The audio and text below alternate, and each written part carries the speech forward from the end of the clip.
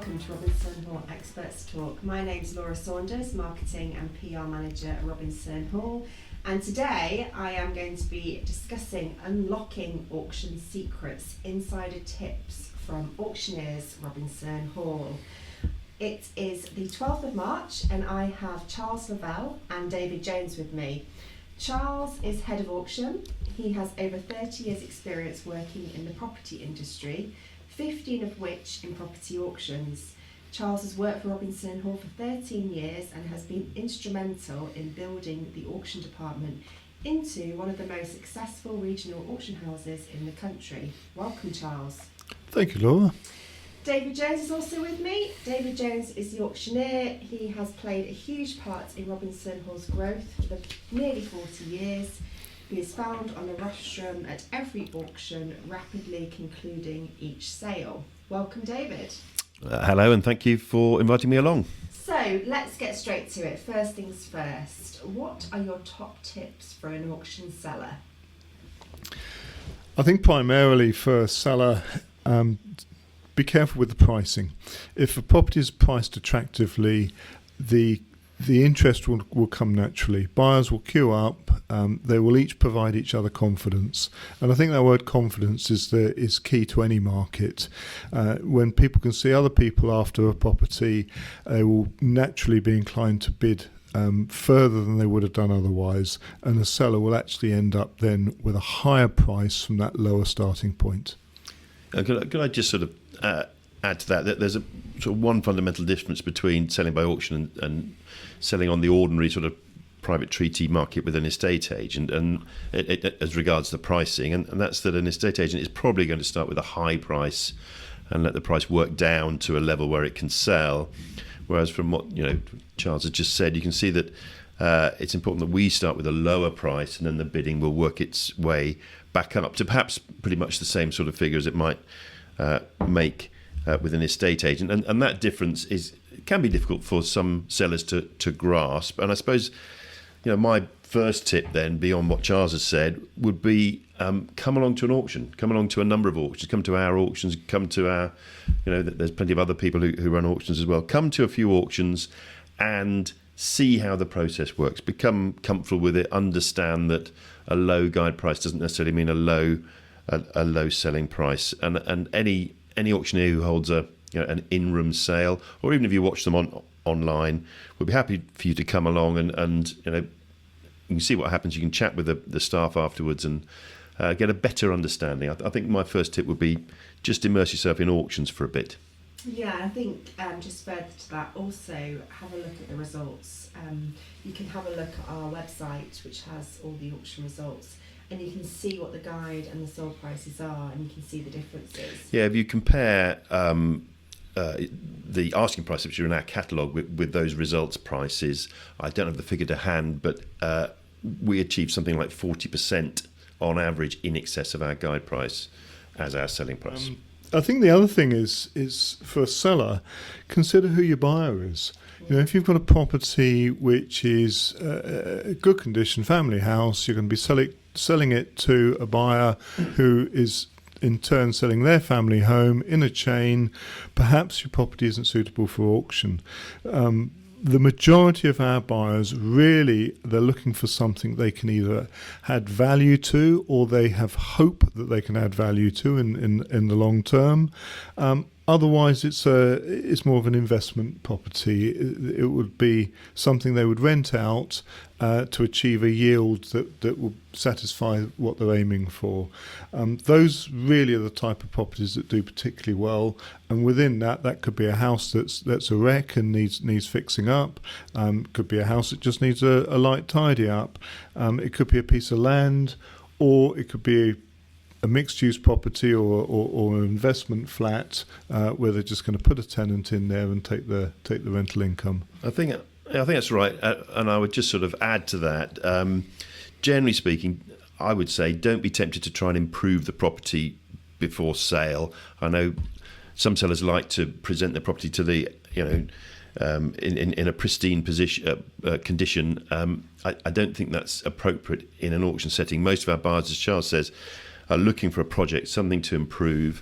If you go in and put in a Or kitchen or bathroom. What's the point? You're bound to get it wrong. You'll get the wrong design, the wrong colour for the next person. Yeah. Leave that for the next person. It doesn't matter how scruffy you think it looks. Don't be tempted to improve it. There's plenty of buyers out there who will come and pay good money for a project. And sometimes we find that a house that's in poor condition and needs, let's say, £30,000 of work doing to it can make just as much money as the property that's finished and done up, because there are so many people looking for a project. There are. That's true. And I think also, if you have a house where there are a few issues, be honest about them. Yeah. And that could be just the general condition. It could be specifics that you can't really see underneath the surface. There might be a neighbour dispute about a boundary or whatever it might be. But buyers don't want to be finding out in the small print, in the seller's answers inquiries in the legal pack. Have that information up front, and then it's out there. And auction buyers are a thick-skinned bunch, aren't they? Yeah.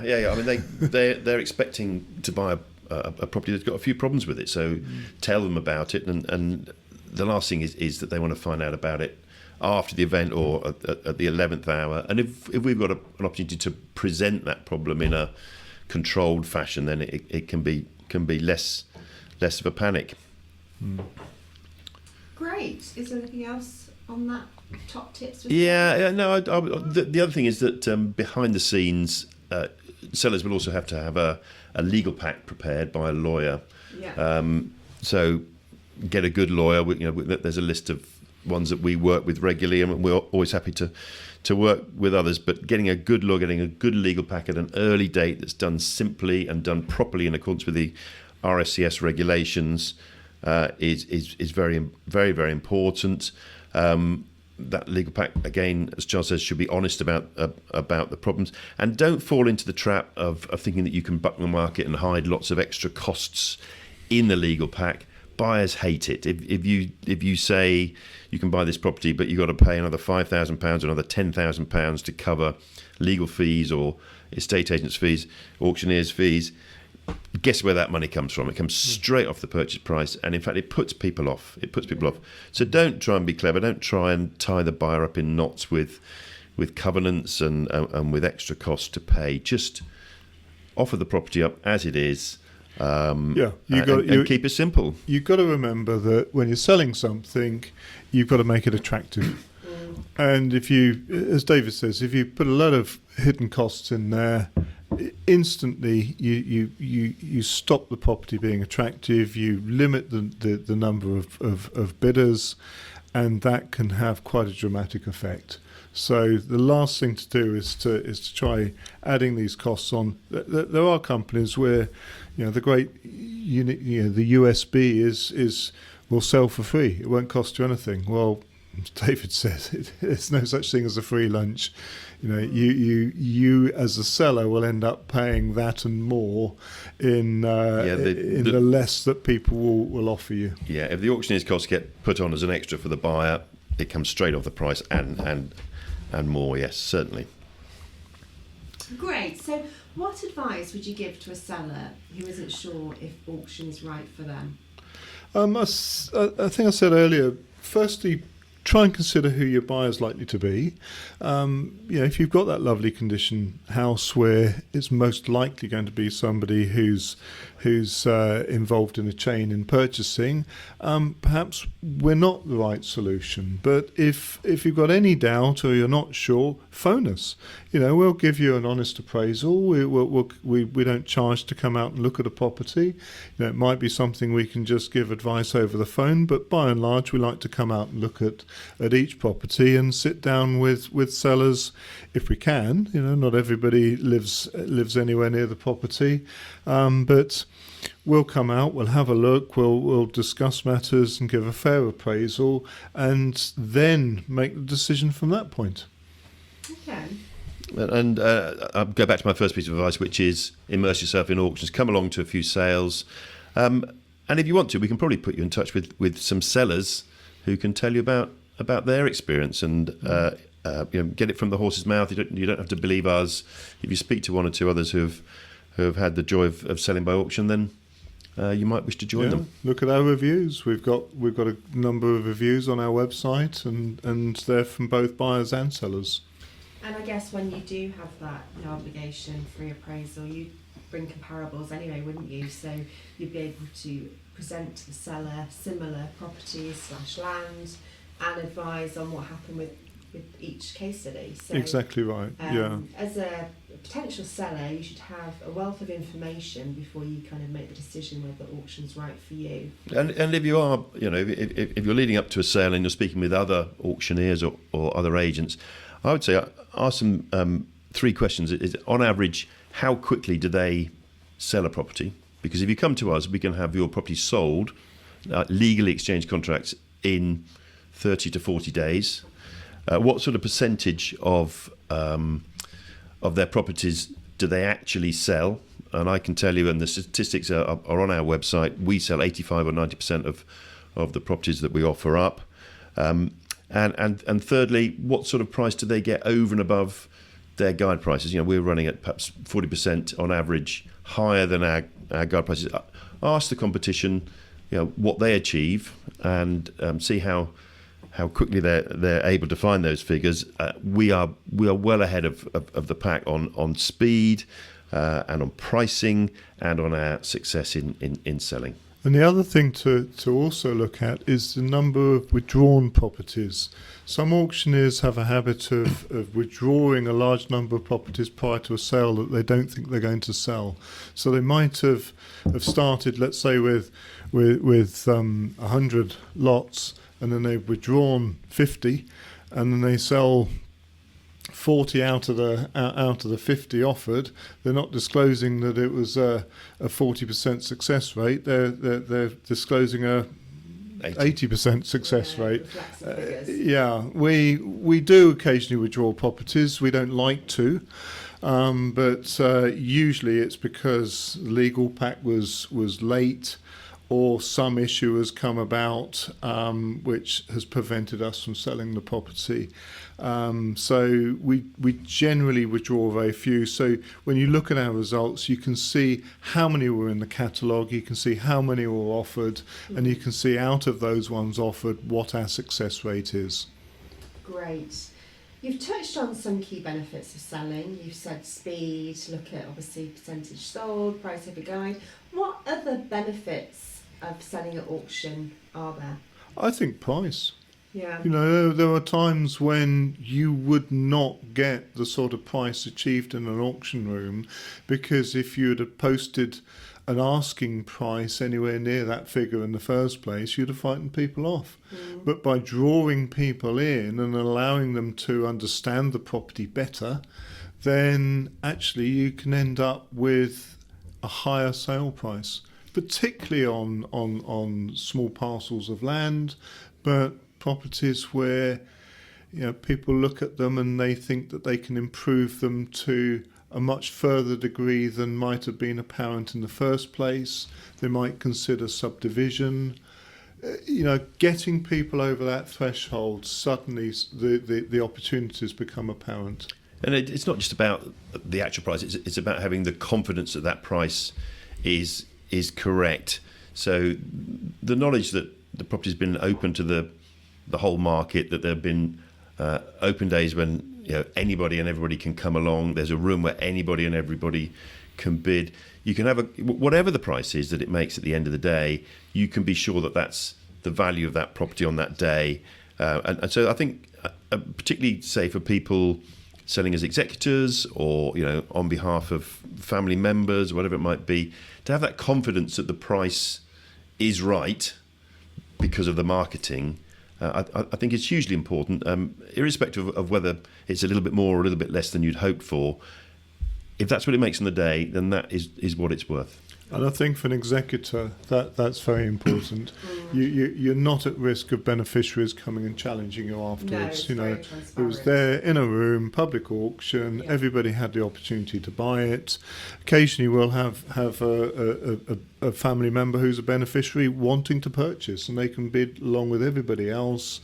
And so, no, I think that's very true, David. It's that openness there, and even for some types of property, and really, I'm thinking of your classic building plot. Yeah. If you put a building plot on the market with an estate agent, who does that estate agent want to see purchasing that property? They want to see a builder buying it, who's going to build it out, and then in 8 months or a year's time, the finished product is going to be in that estate agent's window. Yeah. Whereas the owner-occupier just assumes that they won't stand a chance against all the developers, so they won't engage. In an auction room, I can come along as Mr. Lovell wanting to buy a house, a plot of land to build his dream house.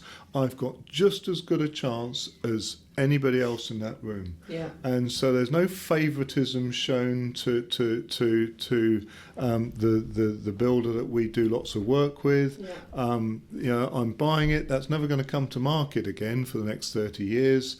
So the agent's not going to benefit out of it. As an auctioneer, we've got no interest in the resale of that built product. That's not an auction property. No.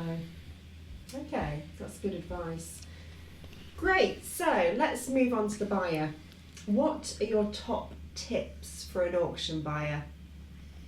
Well, the first one seems very obvious, but do your research. Do your research. Visit the property. Look at the title. If necessary, get a lawyer to look at the title. If necessary, get a surveyor to look at the property. Make sure you have the money. Make sure that's all lined up, because if you go to an auction and you buy it, you've bought it. It isn't an option to buy it. You have to come up with the money. So, first and foremost is do your research. Know what it is that's on offer. Understand that well. Yeah. Go and see the property, go into the land. Do your research. Yeah. Try and work out what, if it's a property you're going to add value, what's it likely to be worth when you've done that work? Yeah. How much are you likely to spend in getting there? What margin do you want? It might be if the margin is or the reward is that you've got it just as you like. You don't need a pot of money then. You've got the choice of kitchen, bathroom, layout, floor coverings. It's going to be your forever home. You're not going to have to move again in 5 or 10 years' time and incur all those costs. That can be the reward in itself. But if you do feel that you need some kind of financial reward for all your efforts, then work out what that minimum is. And I think prior to coming to the auction, you should really, what's the most I'm prepared to pay. Don't go away afterwards thinking I should have bid more. Yeah. That really is painful for people. Yeah, and as I said, for sellers, come along to some auctions. Yeah. Go. You can watch them online. You can come along live to ours. We're live in the room as well as being on the live stream feed.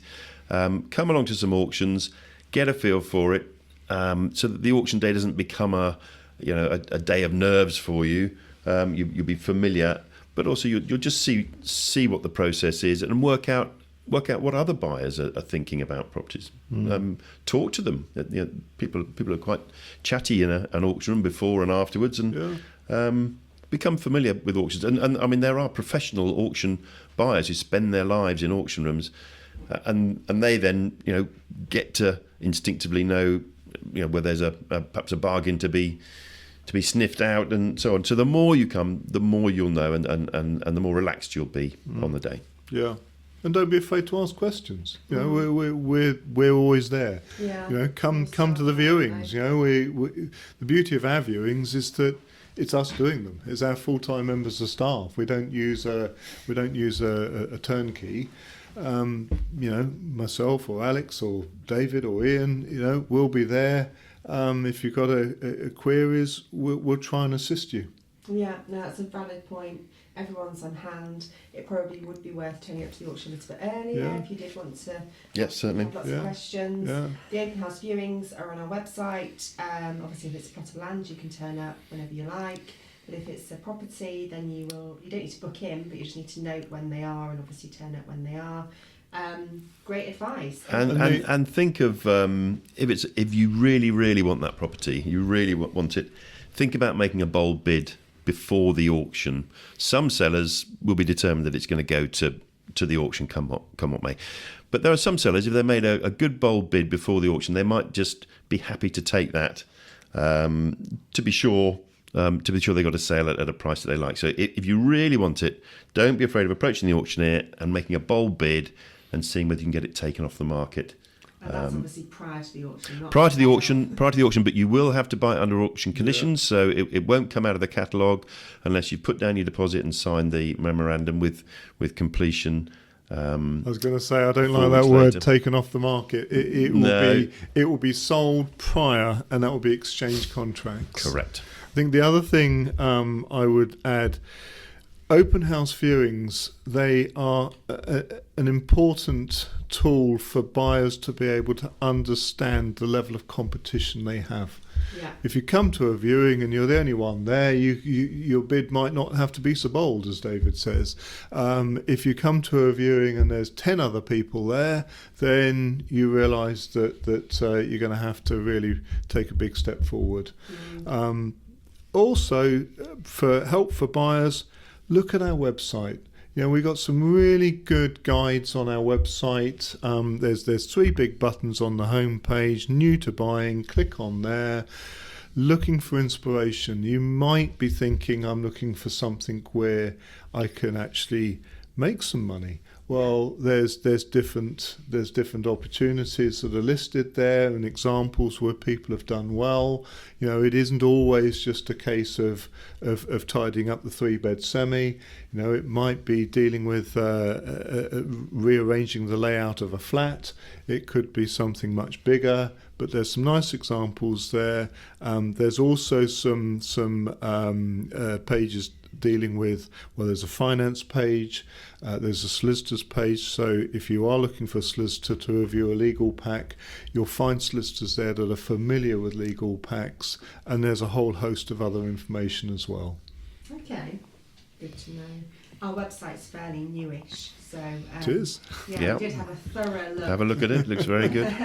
It was launched at the end of last year, and we did really analyse all the information and make sure that everything that we frequently got asked was answered online. That's not to say don't shy away from picking up the phone and asking us questions, but do have a look on our website as well. Thank you, Charles. Is there anything else you wanted to add to the auction tips before I?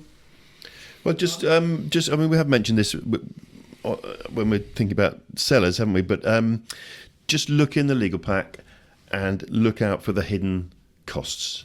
We don't do it, but there are other auctioneers who hide sometimes very, very substantial costs, extra costs over and above the purchase price. Don't have any surprises for yourself. If they're there, make sure you know they're there, and you can take account of that by adjusting the level you're going to bid to, but don't let yourself get caught by any surprises. We try and pick them out. We immediately before the auction, we publish an addendum.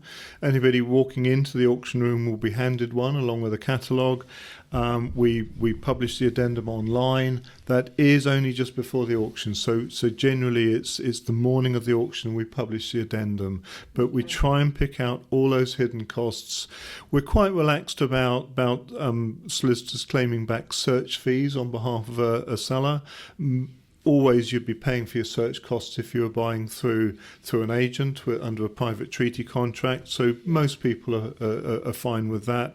But as David said, it's those other hidden costs. We don't like to see them, but we will pick them out and highlight them. So the last thing a buyer's receiving as they're walking in through the door to the auction is notification of that hidden cost, which is going to be there in their mind immediately prior to bidding. Okay. So what are the key benefits of buying at auction? Speed. Yeah. Trying to buy under a private treaty contract, your chain, if it goes through, how long is that going to take? It could take a very long time. So I think that's one of the real key benefits. The transparency of the process. Ultimately, even if you feel that you paid quite a high price for a property, you've got the reassurance that there was somebody else one bid behind you who was prepared to exchange contracts. So people can't really say to you, you overpaid. You know the amount you overpaid. That's the difference between the underbidder and yourself. Yeah. So that transparency, I think, is very important, particularly that is achieved in an in-room auction. You can't really get that on an online auction. That virtual hammer, you don't really know who you're bidding against, but when you're standing in a room and you see that person across the other side with their hand in the air, you know. It can give you confidence that you're not being spun a yarn by an agent, that there's another person out there. You know there's someone out there because you can see them. So that transparency, it gives you confidence. As Charles says, speed. Buying a property is a horrendous process quite often, but at an auction you walk into the room not owning a property and you walk out of the room owning a property. The speed is there, and that certainty. The hammer comes down, it's yours. There's no messing about. You know what you're offering on. Yeah. When you look at a house through an estate agent, you get a lovely glossy brochure. It tells you lots of lovely things, but it doesn't tell you really the nitty-gritty of the property. You don't know if there's a boundary dispute. You don't know if it flooded 10 years ago. All of these little things aren't in the glossy brochure. No. When you have a legal pack, you know exactly what you're offering on. Prior to that auction, prior to that offer, there's no nasty surprises. No, it's very transparent, I guess, for the seller and the Yep. buyer. So we've touched on quite a lot of our benefits of using us. Is there anything else that you wanted to mention that which makes us different to other auctioneers out there? We in COVID we had to invent, if you like, live stream bidding, and other auctioneers did exactly the same, and in fact it worked very well for us. When COVID went away again, we were one of the first to go back into the room. So we have a live room. I think we probably had 200 people there last time. We had 180 or something registered on the live stream to bid, and we don't know how many more watching. And that combination of being live in the room and having the live stream bidding, we think is perfect. There's some other agents, some other auctioneers, I beg your pardon, who haven't gone back into the room. All of the bidding is live stream bidding, or is timed bidding or eBay style bidding where there isn't an auctioneer at all, and for me that doesn't give some of the benefits that we've been talking about today, the transparency, the confidence, the certainty that I think both sellers and buyers want to see. So for us, being in the room, back in the room, is absolutely key for us. I think also one of the key things for us is that we've got such an established team. Yeah. David's been doing this quite a long time. I've been doing it quite a long time. Ian, Alex, David Howard, we are an established team of people, and we try and give honest and fair advice to all parties. And even before, Robinson Hall has been selling by auction since 1882, nearly 150 years.